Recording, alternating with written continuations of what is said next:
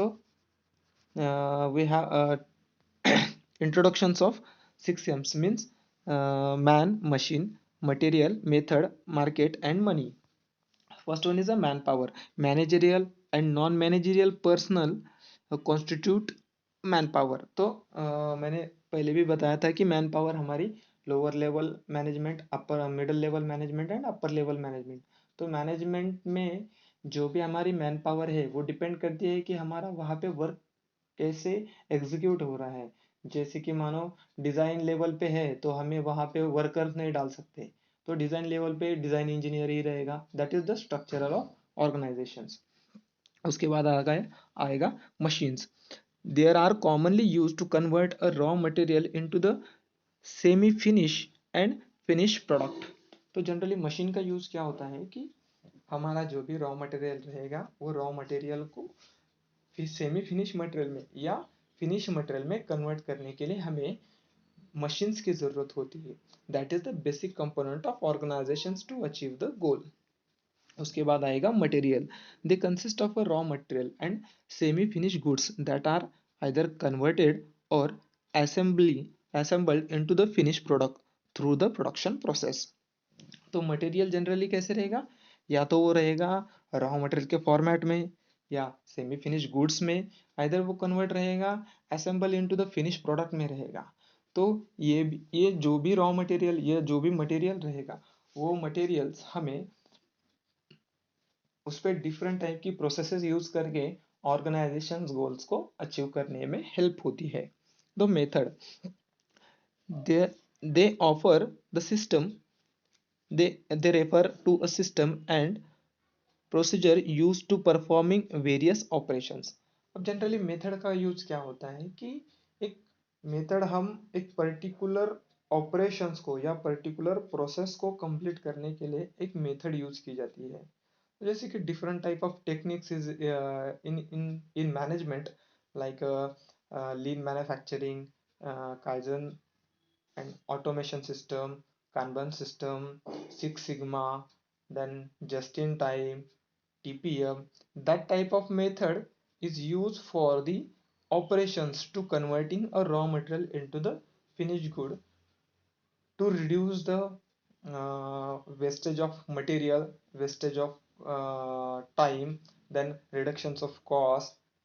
उसके बाद आता है कि हमारे मैन पावर की जो भी कॉस्ट आएगी या इन्वेंट्री मैनेजमेंट आएगा या प्रोसेस प्लानिंग आएगी, ये सब चीज़ें हमारी उस मेथड में डिसाइड होती है। तो third one, last one is money. It is the it is the meaning of conducting all business activity and strong financial base is essential to successful business. तो money it is a factor which is use for a build a organisations. तो हमें कोई भी industry startup करने के लिए या उसको रन करने के लिए पैसे की जरूरत होती है। तो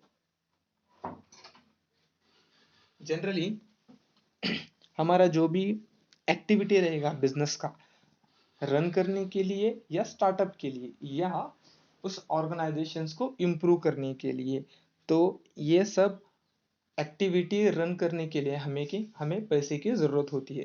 तो उसके लिए सेपरेट डिपार्टमेंट होता है, जैसे कि फाइनेंस डिपार्टमेंट रहेगा। तो वो डिपार्टमेंट कंपनी की हर एक्टिविटी को कंसिडर करके या कंपनी के गोल को अचीव करने के लिए हेल्प करता है। तो last one is a market. Both product and service need marketings. हमें प्रोडक्ट के लिए या सर्विसेज के लिए, for example we are manufacturing a bike, तो हमें उस प्रोडक्ट के लिए, उस प्रोडक्ट को सेल करने के लिए मार्केटिंग की ज़रूरत होती है।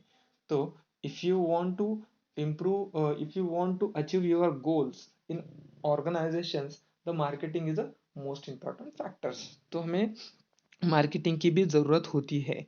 या जैसे कि हमारा सर्विस सेक्टर रहेगा तो सर्विस सेक्टर के लिए भी हमें मार्केटिंग की ज़रूरत होती है। जैसे कि हम कंसिडर करते हैं कि फ़ोन पे है, गूगल पे है, तो उनका जो भी प्रोडक्ट था वो ई कॉमर्स कंपनी है, तो ई कॉमर्स कंपनी को वो सर्विस प्रोवाइड करते हैं। जैसे कि एक डेस्टिनेशन से एक अकाउंट से दूसरे अकाउंट में पैसा जो भी ट्रांसफर होता है, तो वो सर्विस प्रोवाइडर्स है। और जब उन्होंने स्टार्टअप किया था तब उन्हें भी मार्केटिंग की जरूरत हुई थी।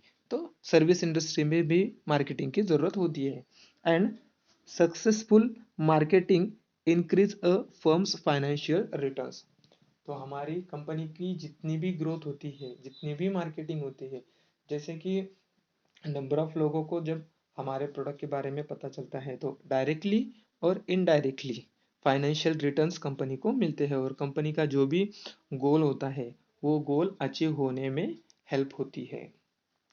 So friends, after features of characteristic of managements, तो मैनेजमेंट के फीचर्स ऑर्गेनाइजेशंस में क्या क्या रहते हैं, जैसे कि गोल ओरिएंटेड रहते हैं, ग्रुप एक्टिविटी उन्हें परफॉर्म करनी होती है, जैसे कि कंटिन्यूअस प्रोसेसेस आती है, जैसे कि प्रोसेस चेंज कभी होता है तो उसके उसके ऊपर क्या क्या एक्टिविटीज होगी, ये सब कंटिन्यूअस प्रोसेस में आएगा। Universal in nature means nature का उस फैक्टर्स पे क्या इफेक्ट होगा। और intangible means generally that is the features of or characteristic of management, its impact on the organizations.